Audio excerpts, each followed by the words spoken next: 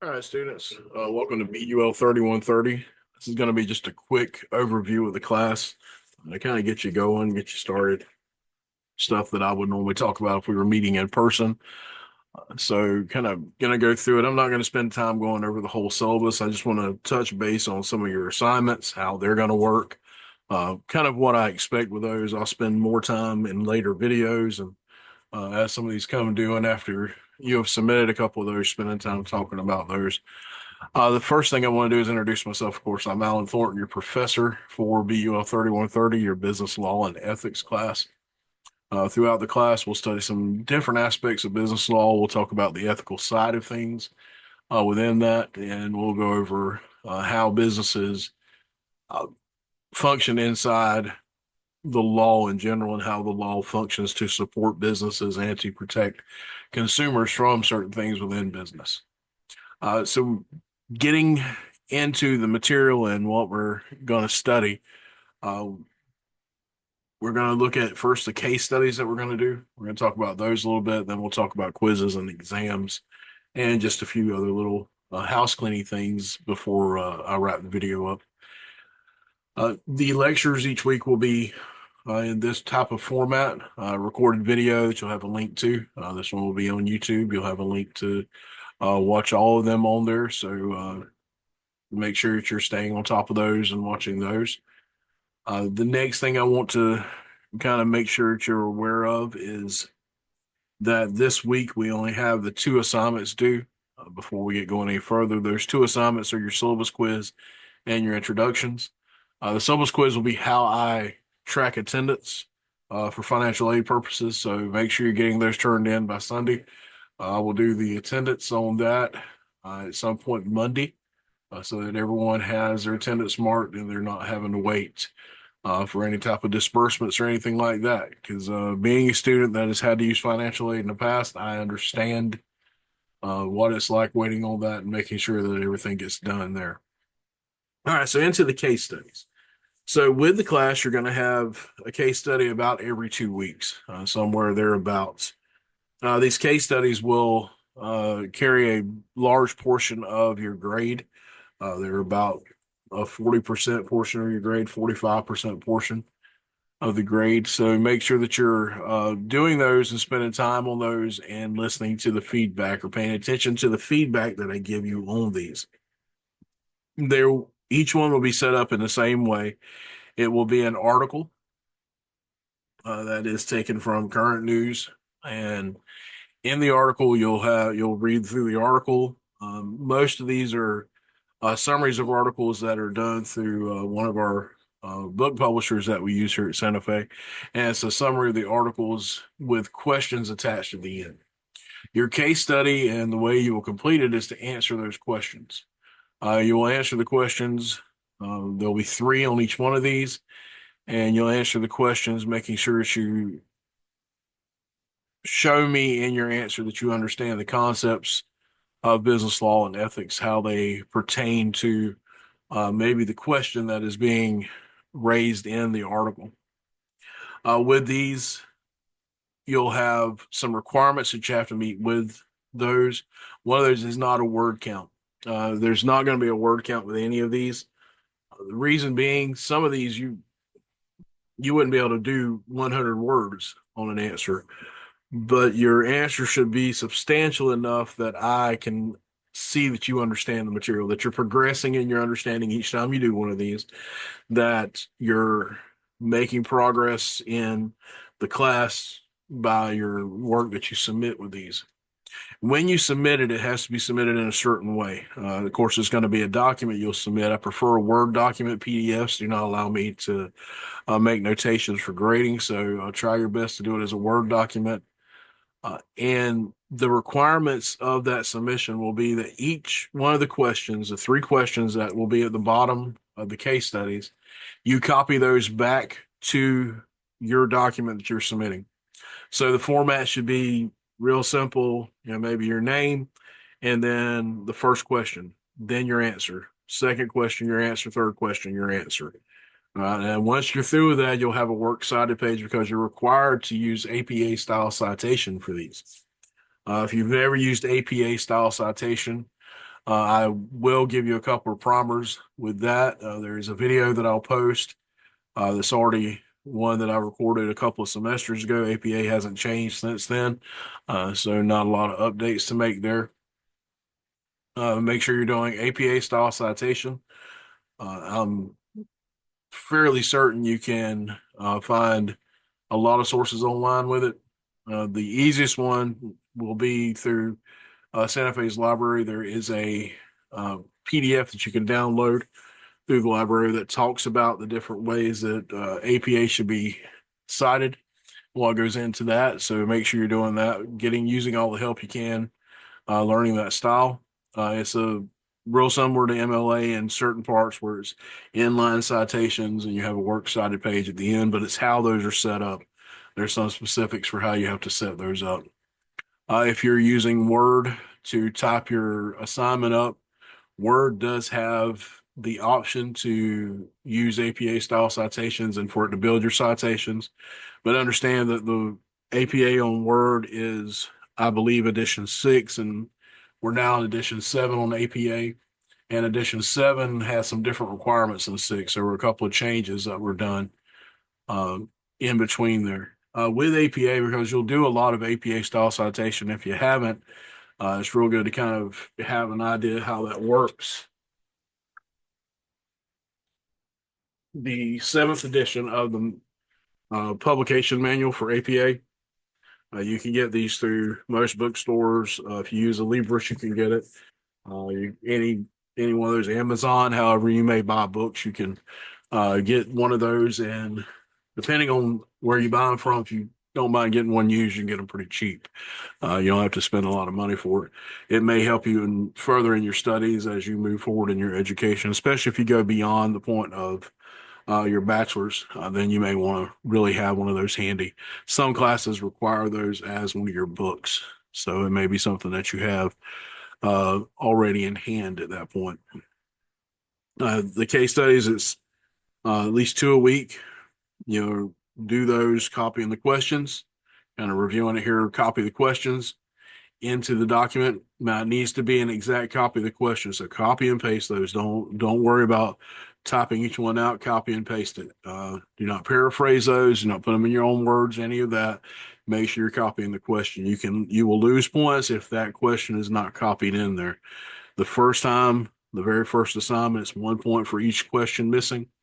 By the time we get to the last case study, that could cost you up to about 12 points, 15 points. There's 3 questions, so about 15 points total.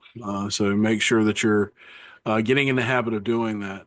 I will remind you, and how I grade these, they're progressive in their grading. So the first one you submit, I'll grade it. If you make mistakes, I'll take a point, 2 points, depending on how many mistakes. And I will give you some good feedback on why you lost those points. The next time, the point values will increase that you'll lose, and it'll do that every time until we get to the last one. Like I said, there's 2 of those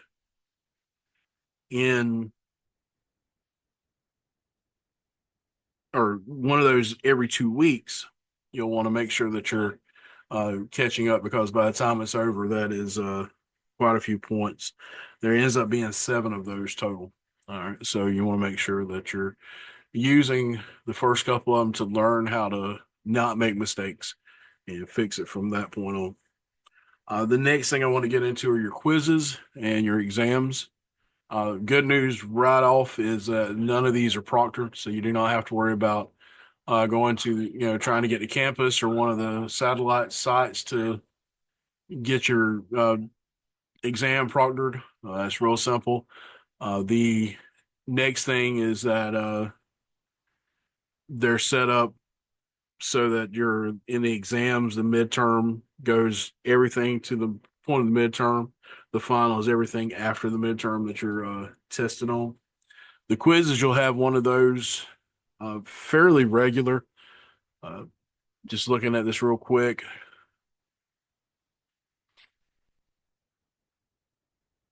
Comes out to about 10 quizzes all total.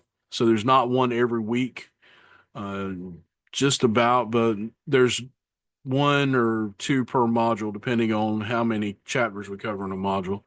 There's one when we're talking about contracts that covers 4 different chapters, but all those chapters are small, and so it doesn't make it for any longer. All the quizzes are the same length. They work the same way. Your quiz will be 40 points, will be the point total on those. And they each have, make sure before I state something wrong. There are 25 questions for each one of these. I'm sorry, 30 questions for each one of these. There's 30 questions. There's 25 multiple choice questions and 5 essay questions or short answer questions. All right, so make sure that you are getting those, ready for those as we study the material. The best way to get ready for these is to make sure you're reading the material, watching the lectures, getting everything done with those because they will help. Make sure you read through it. Do the assignments that are on MindTap. They build toward these. They're all taken from the same bank. They're all come from the same material. If I say something as an extra part of about law that you didn't read in the chapter, you're not going to be quizzed on that. The quiz will come from the book, so make sure you're reading the books. If I give you any extra material to study or look at, you're not going to be quizzed on. You're not going to be quizzed on anything that comes out of the case studies. It's all going to be stuff that comes from the book. So that's going to be your best source for getting ready for these. The time frame that you have for these is going to be 75 minutes, so 1 hour and 15 minutes to get these done. Keep in mind that's 30 questions, an hour, 15 minutes. Seems like a lot of time, but 5 of those are going to be short answer essay questions, and a couple of those may have more than 2 pieces or parts to it that you have to answer. So make sure that you're spending your time with that. You have one chance or one take for each one of these quizzes. And you'll be, once you finish it, you'll be able to see what questions you missed, but you will not be able to see the right answers. And the essay questions or the short answer questions, you will not see your grade on those until I grade them the following week.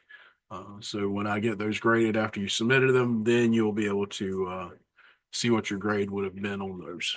Okay, so you won't see your grade right away, but you will within a couple of days or so of the time that they're due. All right, so that's your quizzes. With exams, we go a little bit bigger. Of course, it is an exam. There's 65 points total. They carry a little bit more weight than the quizzes do. The midterm will be before spring break, actually a couple of weeks before, at least a week before, because spring break being in a different time frame than how it normally runs. It's later in the term, so it'll be a little bit prior to that. With the exams, your midterm and your final, once again, it's one attempt, of course, but you get an hour, 45 minutes or 30 minutes more for these. There are 50 questions, so 20 more questions, a little bit more extra time. The number of essay questions does not change. There's still 5. You just increase to 45 of the multiple choice questions instead of the 25 that would have been on one of the quizzes. All right, so a few more multiple choice questions for you to look at. A couple of pointers for taking quizzes and exams that are based in law. They're different than what you've normally done. If you've, some of you may have taken psychology or sociology classes. Some of their exams can be a little, you have to really pay attention to what you're reading to answer it. Law is very similar to that. There are so many different acts or so many different laws and statutes that are similar named or have similar content that it can be confusing if you're not paying attention real close to what it's asking about. Sometimes it'll ask about a version of an act before it was revised, or then it may ask about the revised version of the act, depending upon what the question is based and where it's based at. Always note that if it says common law, that you really need to think about what the common law version of that would have been. We'll talk more about the different aspects of law and how law came about later in the first lecture when you see it next week. So that's something you'll get into then. All right, so that covers your quizzes. That covers your exams, and we talked about the case studies. The last thing I want to talk about is going to be your assignments that you see uh, that are through the publisher side or through Cengage or MindTap. Those MindTap assignments, make sure you're doing those.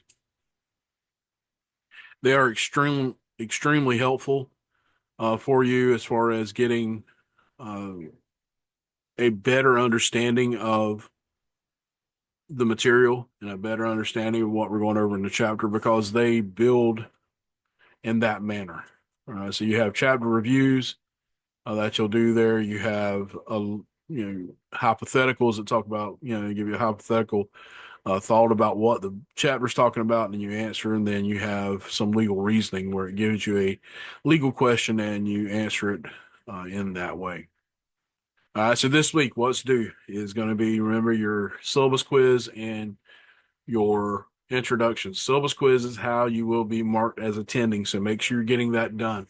Both of those are due this Sunday night at 12:59 or 11:59, of course. By now you're probably so used to things being due at 11:59 on a Sunday evening or a Saturday evening or whenever. So, but that is when they are due. Make sure you're paying attention to due dates. As far as late work goes, I do accept it, but I need to know prior that it's going to be late if at all possible. If an emergency comes up that, just prevents you from being able to reach out and contact me, I understand that. But for the most part, try your best to let me know ahead of time if something's going to be late. If you're going to be traveling at a certain time, reach out to me and I can see about trying to get something opened up for you earlier, knowing that it's going to be late because you're maybe out of town, out of state, or out of the country. So just kind of keep in contact with me. Anytime you have a question about anything, anytime you read something in the book or we're going over something in the chapter, you're taking a quiz or whatever, and you just do not understand why a grade was what it was or what the book is saying, please reach out to me and I'll do my best to help you kind of understand it better and go from there. So until the next video, which will be next week, your first one on actual material, until that next video, y'all stay safe and study hard.